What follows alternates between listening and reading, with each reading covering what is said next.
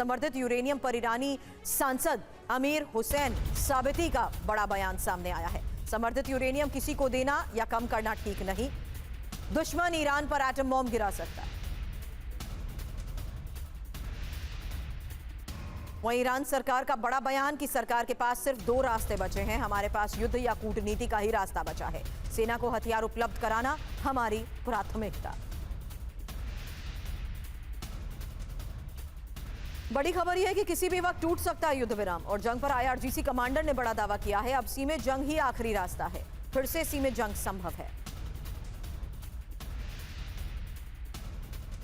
हालांकि सवाल यह है कि क्या फिर होगा युद्ध, ईरान से संकेत क्या है। खबर है IRGC कमांडर ने फिर जंग का दावा किया है। खबर है फिर से सीमे जंग छिड़ने की आशंका जताई गई है और जंग के बाद फिर से वार्ता का दौर भी संभव है।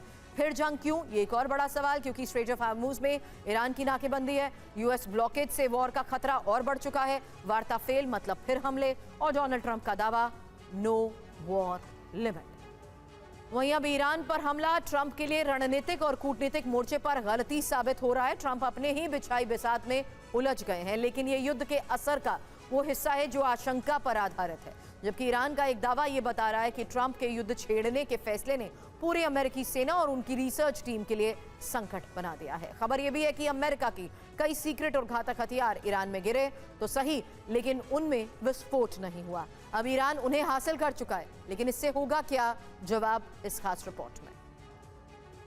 ईरान के कब्जे में मिसाइल, आर्सेनल लैब पहुंची फाइल। ये जानकारी अमेरिका के लिए वो सबसे बुरा सपना है जिसमें अमेरिकी हथियार निर्माण के फॉर्मूले पर सेंध लग चुकी है। दावा ईरान का है कि उनके हाथों में अमेरिका का ऐसा खजाना लग गया है जो भविष्य के युद्ध का भूगोल और विज्ञान बदल देगा। जो हथियार ईरान को तबाह करने के लिए दागे गए थे, अब वही हथियार ईरान को अजय बनाने वाले। दक्षिणी प्रांत हरमोज गान में IRGC की इमाम सज्जाद कोर ने एक महा ऑपरेशन चलाया जिसमें उन्हें 15 से ज्यादा अनएक्सप्लोडेड अमेरिकी मिसाइलें मिलने का दावा।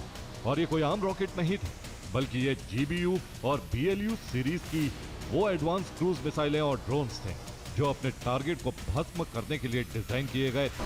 हॉर्मोज गान के अलावा उत्तरी प्रांत जजान में भी अमेरिका और इजराइल ने संवेदनशील ठिकाने बर्बाद करने के लिए क्लस्टर बम की बारिश की थी। लेकिन चौंकाने वाली जानकारी ये है कि अंसार अल मेहदी कोर की बम निरोधक टीम ने भी इस पूरे प्रांत से 1 या 2 नहीं, बल्कि पूरे 9500 से ज्यादा जिंदा बम बरामद कर लिए हैं। और इतना ही नहीं, इन सभी 9500 से ज्यादा बमों को डिफ्यूज करने में भी कामयाबी हासिल कर ली। यह हथियार है मॉन्स्टर GBU 57 MOP, यानी अमेरिका का सबसे शक्तिशाली bunker buster bomb. Reverse engineering formula, Iran लेगा घातक बदला। ईरान ये जान जाएगा कि GBU 57 बंकर बस्टर कितनी गहराई तक धंस सकता है, कितनी तरह की धातुओं को काटकर अंदर विस्फोट कर सकता है। इसलिए न्यूक्लियर ठिकानों का डिफेंस मैकेनिज्म भी उसी आधार पर मजबूत कर लेगा। इसके अलावा ईरान खुद इस तकनीक का इस्तेमाल कर बंकर बस्टर बम भी बना लेगा, जिससे मिडिल ईस्ट में अमेरिकी और इजराइल के अंडरग्राउंड बेस तबाह किए जाएंगे।